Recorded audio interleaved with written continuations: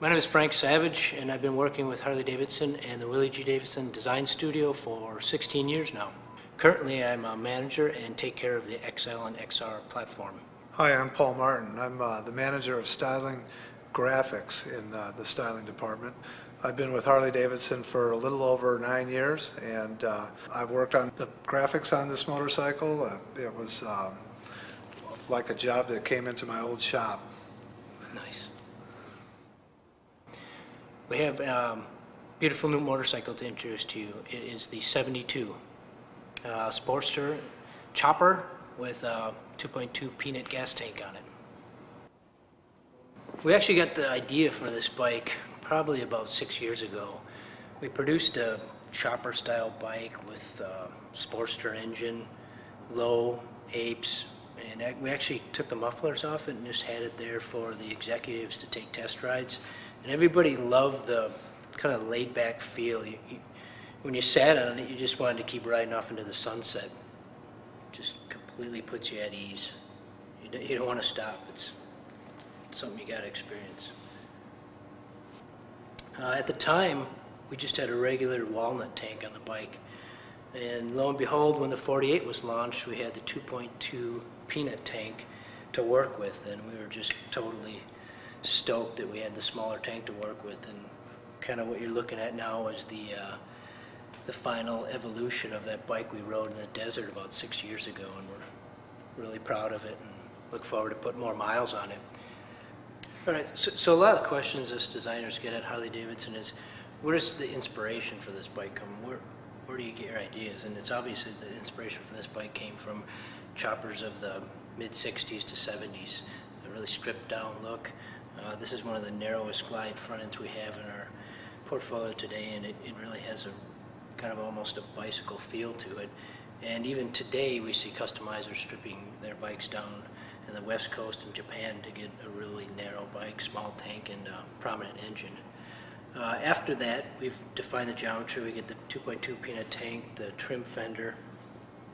We're like, okay, take it to the graphics department, and we work with Paulie to come up with some era period graphics. We got Paul Martin here that is the expert in graphics, and I've always asked him, where does the style of paint come from, and when did candy custom and hard candy custom, we call it, and flake and paint and these pinstriping things, what was the origin of that stuff, and where did it come from, Paulie? Well, in the 60s is kind of when the big flake really kind of started to take off, and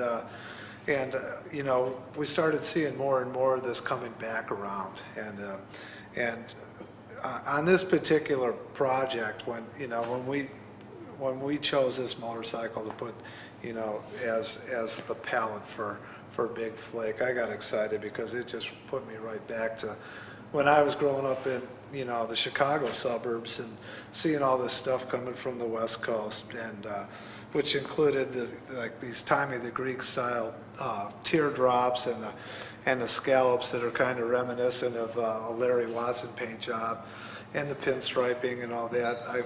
I just really got stoked about doing that job. That's sweet. So you're kind of taking what you've learned from history, some of the guys before you, adding their flair, but then mixing in your designs to make it something unique. Yeah, absolutely. This project was, it wasn't much different than if, you rolled into my shop and wanted to do something, a cool paint job on it. And, with the big flake, you would do some graphics that were not trying to compete with that, but, highlight the shapes. Right. See, we went back to a more traditional round air cleaner, and it frees up space on either side of the V to expose the push rod tubes and really showcase the engine and give a classic appeal to the 72. We've also given the cases, the heads, and the cylinders gray paint. It's a nice accentuation with the chrome. This bike, you see it, and it looks like it just pulled into a ride-in show, and we're offering this right from the factory. So big chrome, looking good. We've also added white wall front and rear. which adds to a nostalgic feel, lightens up the bike visually also. One of the favorite parts of the design process for me is seeing the hardware that we as a team worked on going down the road. And this one's going to be no exception. Seeing this beautiful bike drive off into the sunset with a customer on it, it's going to be very fulfilling. Man, you know, when I do a job like this in the shop, I just couldn't wait till the customer come and get it. It was just really exciting. I can't wait to see this on the street.